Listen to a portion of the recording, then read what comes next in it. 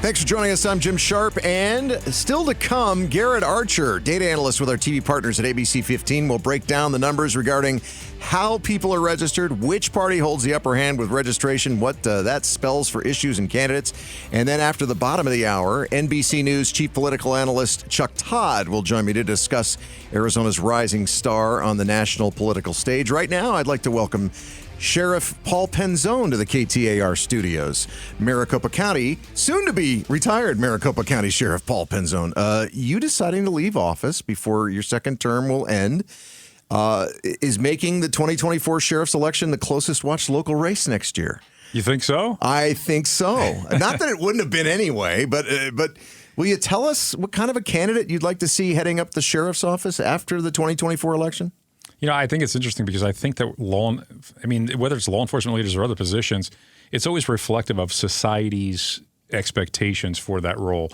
You know, and what I mean by that is sometimes, you know, they want to see a sheriff or law enforcement leader who's really aggressive and you know, kind of, you know, striking fear into the community because you have challenges and you feel like that's going to be an element that's beneficial. Sometimes it's, you know, and I think Stacey Pearson is at a steady hand, and I hope that's how I'm thought of, where it's just really kind of giving stability to such an important role in the community. Sometimes it is they want to see someone who is more socially engaged and involved in things that maybe are outside of public safety, but make you feel better because of the relational elements of it.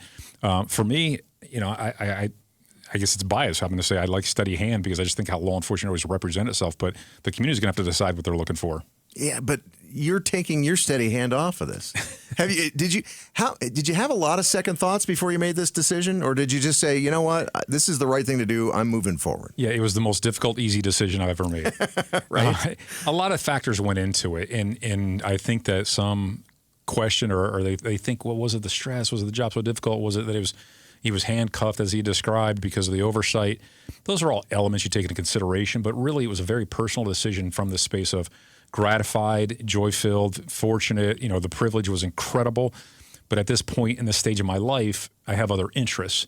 And it's not like I want to abandon ship because I do believe there's a lot of talented law enforcement professionals who could step in there and do an exceptional job. So it was kind of a balance of the two, but it was really just a very personal, responsible, I'd like to say, and forward-facing decision that I made. And I want to leave at a time that I feel good about what I've done, and I want to turn it over to the community to decide who the next one up is. You know, I know you won't answer who that might be, but I'm going to ask you, have you asked anybody to step up and run? Have you behind the scenes said, dude or lady, I need you to run for this office because you'll do things the way I've done things, and I think you'd make a great sheriff?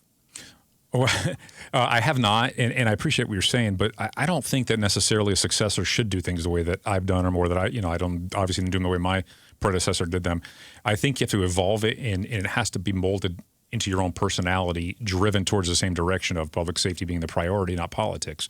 I haven't asked anybody, but I've received some phone calls from people that are curious. And a big reason that I chose to leave prior to the end of the term, because I was concerned that if I stayed in that office till the very last day, that potential candidates would view it and go, well, what if Paul changes his mind? You know, what if he decides, I'm speaking third person, so forgive me, but what if he decides to run, now it's a different situation. By vacating it and making an open seat, it truly is an open opportunity for people that might not have considered it otherwise. So I feel that some calls, but it's a big difference of somebody saying, hey, I'm thinking about running, and actually getting into a race. It is, it's like saying I want to run a marathon, but actually training and running a marathon. Oof. It's painful. Yeah. I've done both. Yeah. Which would you consider tougher? Running a campaign. You know, physically, maybe the marathon broke me, but other ways I got a lot of gray hairs from this run. I bet. Because you're vacating this office, I've been hearing the Maricopa County Board of Supervisors is having a very hard time finding a qualified Democrat to temporarily fill your position. That's something that they are required to do since you ran as a Democrat. Can you give us any insight into the process, and have you given any input to the Board of Supervisors on this? Yeah, but I've kept my input in this very limited space where I tell them the challenges, I tell them the pros and cons, and maybe to certain possibilities. In other words, as an example, I think it should stay in-house because it's such a short window of time from when I leave until when the election occurs. For someone from the outside to come in and learn the organization, learn the players, make critical decisions going into an election year when we have unrest in the Middle East, which affects our space here and our safety. Just all those other dynamics. I think you have to have someone who's already familiar with the organization.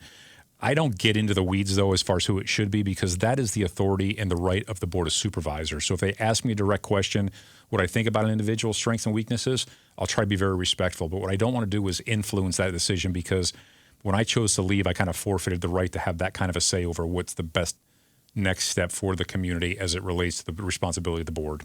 You mentioned somebody from within the sheriff's office maybe stepping up to be temporarily the sheriff until this election can happen. But I hear that's one of the problems. When you get to the upper levels of command staff, it's a pay cut to become sheriff. Pay cut, yeah, food stamps, coupons. I'm cutting them all trying to make a living. It is, yeah. I sit at a table with the executive team, and I think almost everybody in there makes double what I do. Obviously, I didn't pursue the job for that reason. I think the bigger challenge is, as I said, who do you think is the right fit for the circumstances that you have ahead of you?